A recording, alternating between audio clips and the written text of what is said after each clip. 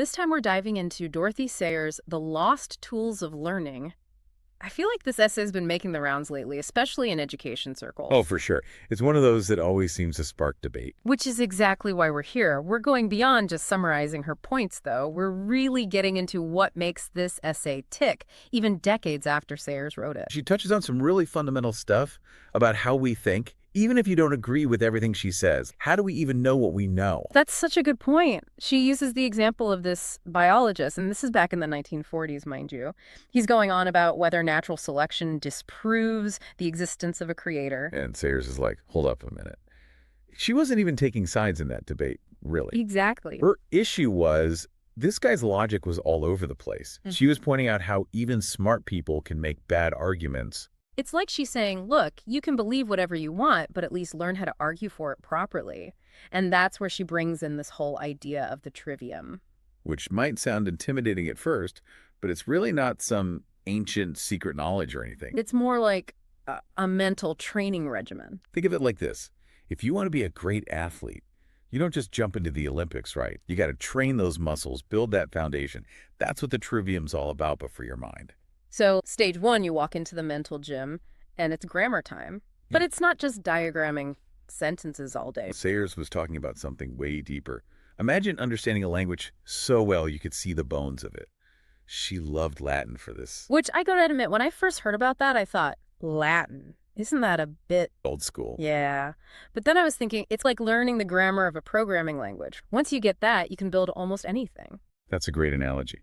Sayers believed that Latin, or really any language studied deeply enough, it does something similar for your brain. It gives you this framework for how language itself works. And that's helpful for any kind of thinking, whether it's law, philosophy, even science. So you're saying it's not about actually becoming fluent in Latin necessarily, but more about how it trains your mind. Okay, so you've mastered grammar, you've got the building blocks of thought down. What's next in our mental workout? Time for stage 2, dialectic. This is where things get really fun, especially if you like a good debate.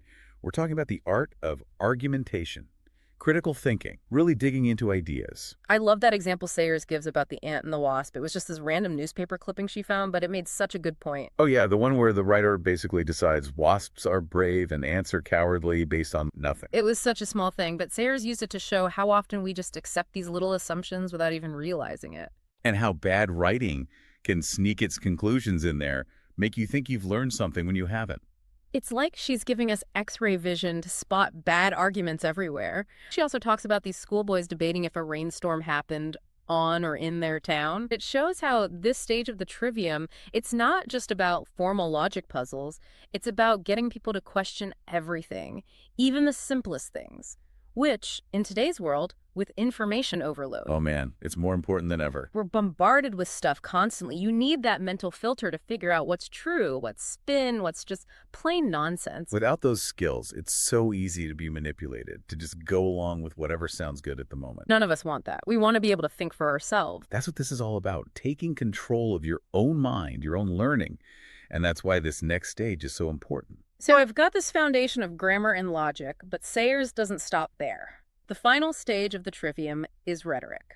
And this isn't about manipulating people or using a bunch of fancy words to sound smart. Think of it more like you've got all these great ideas, thanks to grammar and dialectic, but now you need to communicate them. Rhetoric's how you make those ideas stick, how you persuade, how you inspire. Sayers, she was big on the idea that it's not enough to just have knowledge. You got to be able to do something with it. Advocate for what you believe and connect with other people. Which, honestly, that's a skill we could all use a little more of these days. When's the last time you had a really productive disagreement with someone where you both actually listened to each other? And Sayers would argue that's a skill you can learn. It's not some magical talent some people are born with, it's rhetoric.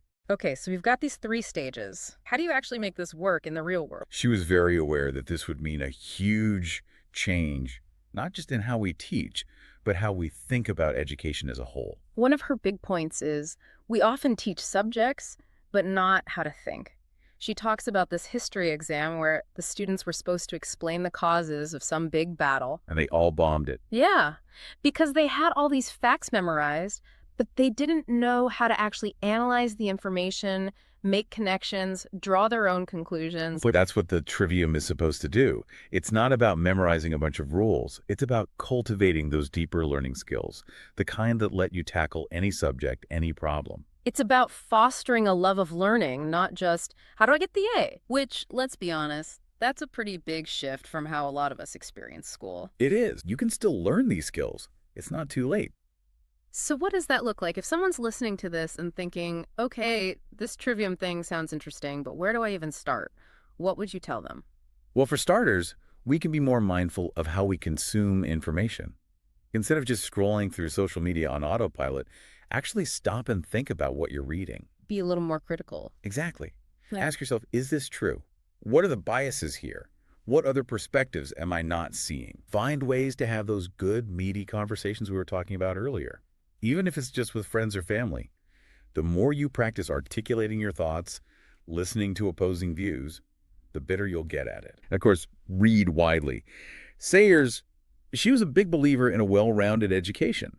Humanities, sciences, arts. Don't just stick to your little corner of the world. It's about recognizing that all knowledge is connected, right? Like you can learn about history through literature, about science through philosophy. And this is where the trivium comes in handy, because it gives you that framework. No matter what you're learning, you can approach it with a critical mind, you can analyze it, you can make it your own. So it's not about throwing out everything we know about education. It's about adding these powerful tools to our toolbox. And using those tools to become more effective learners, thinkers, communicators. It's about taking control of your own education, your own mind. That's something we all have the power to do. It's like we were saying earlier about information overload. It's not enough to just take in information. We have to know how to process it. And Sayers provides the tools for that.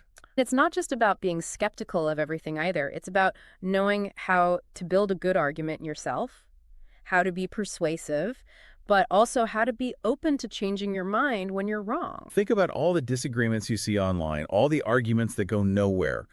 What if people actually knew how to listen to each other, how to have a productive debate? It all goes back to the trivium, doesn't it? Those 3 stages, they build on each other. It's about understanding how to communicate your ideas in a way that resonates with people, that inspires them, that moves them to action. It's like that saying, the pen is mightier than the sword. But you got to know how to wield that pen, right? Sayers would say that the trivium gives you that power. What do we do with it? Well, I think it starts with each of us making a conscious effort to incorporate these principles into our own lives. Like the next time you're reading an article or watching the news, don't just passively consume it. Ask yourself questions. Look for the biases.